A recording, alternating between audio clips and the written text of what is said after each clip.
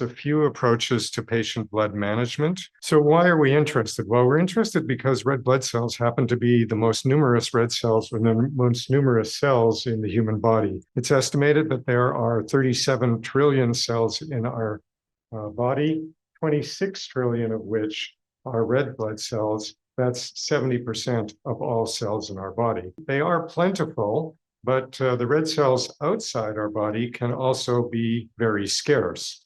And we in North America have not infrequently had shortages of blood supply. One of the most acute was during the pandemic. And in the US, you can see that the Red Cross in the US declared their first ever blood crisis.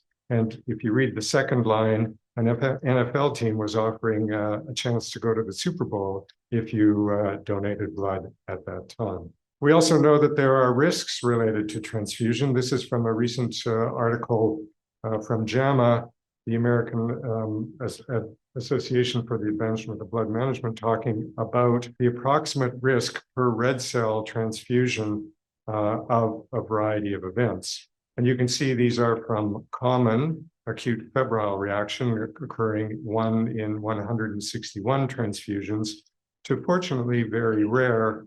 Those are the viral infections, which are in the 1 to a million or 1 to 2 million.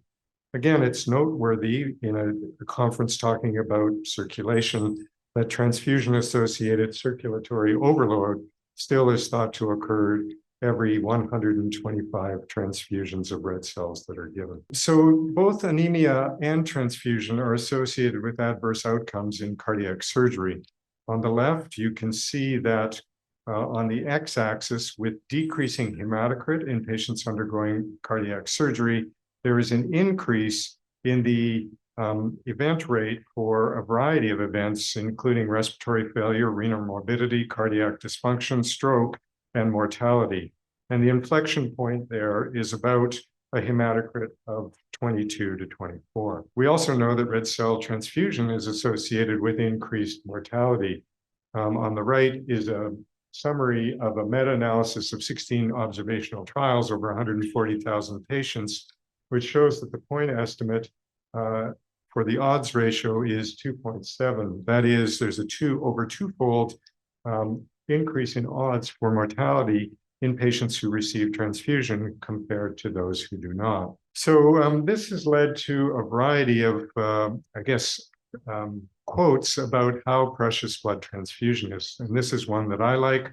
Blood transfusion is a lot like marriage. It should not be entered into lightly, unadvisedly, or wantonly, or more often than is absolutely necessary. So there are a variety of approaches to improve the balance between anemia and transfusion and to improve our transfusion practice. And that has evolved into patient blood management discipline.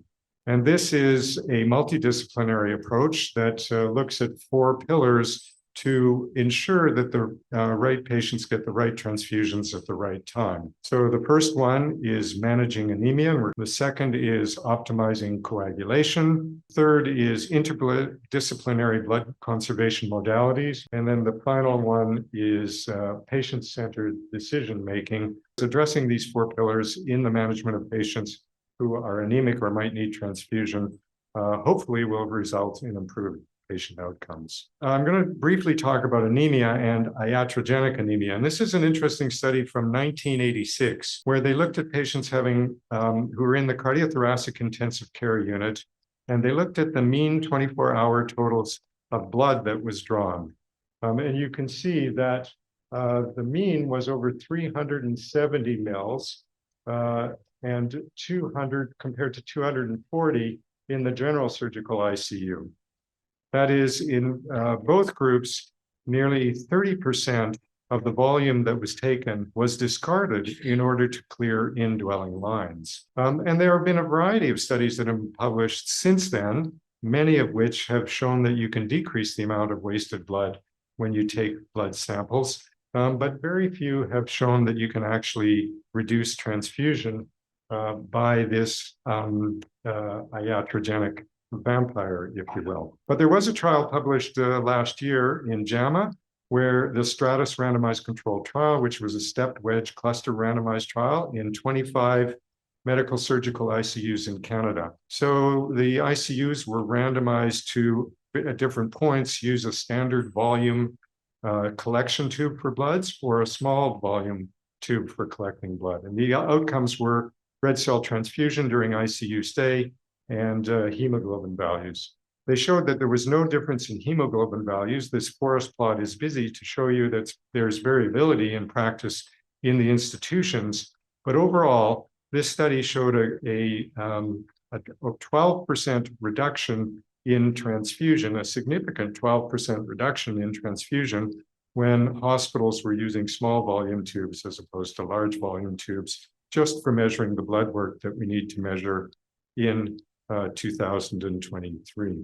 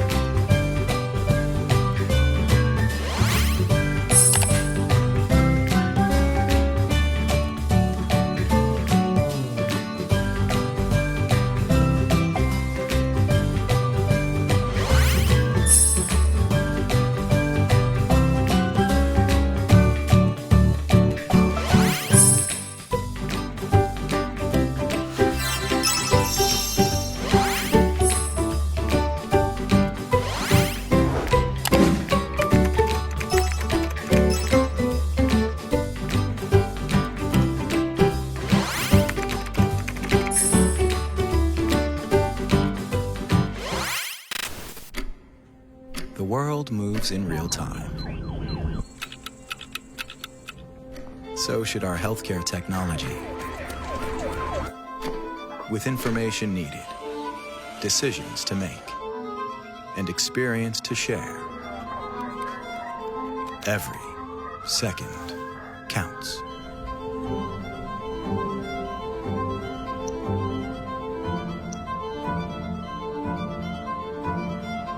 Live integrated tele-ultrasound enables real-time communication, remote collaboration, confidence, knowledge, and learning.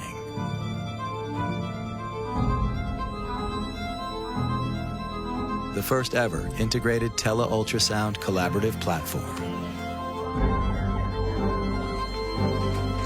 Philips Lumify. Integrated tele-ultrasound, powered by React's collaborative platform.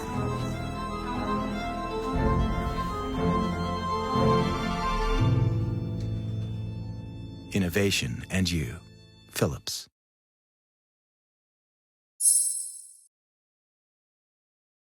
So one of the patient blood management programs that I've been involved with is called the OnTalk program.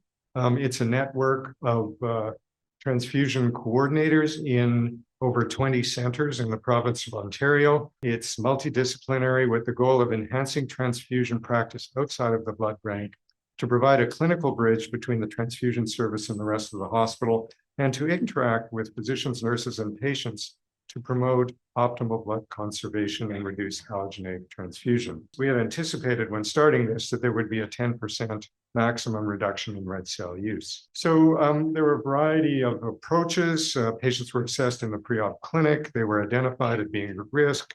There was discussion of transfusion alternatives, optimizing anticoagulants and antiplatelets, investigating, diagnosing, and treating anemia, and again, interacting with a variety of clinicians, GPs, surgeons, anesthesiologists, and hematologists. And it was targeted on preoperative interventions, surgical or intraoperative interventions, and then postoperative interventions, which I'm going to talk a bit more in a moment. That is the transfusion triggers. So this is the data for transfusion over the approximate 10-year program. This is the transfusion, the average transfusion rate for single needle arthroplasty, which you can see was dramatically decreased over the 10-year period. And on the right-hand side is the transfusion rate for coronary bypass surgery, which fell from about 60% to 25% over that 10-year period. And this was associated with a reduced hospital length of stay. You can see patients who received transfusion had significantly longer length of stay in all of the groups that were studied.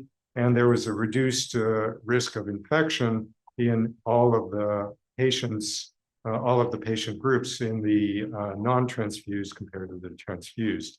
And in terms of costs, the program cost was $3.4 million.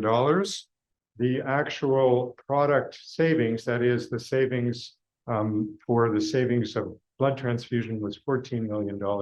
And it was estimated that the healthcare system savings was $37 million. So clearly a favorable cost benefit analysis, and that's why the province continues to support the program. So I'm going to switch now to talk about transfusion triggers. And just to remind you that the question we tried to answer in the TRICS-3 study was whether restrictive transfusion is as safe as or as effective as liberal transfusion in moderate and high-risk cardiac surgical patients who had a Euroscore 1 in terms of mortality and vital organ function, the vital organs of interest being the heart, the brain, and the kidney.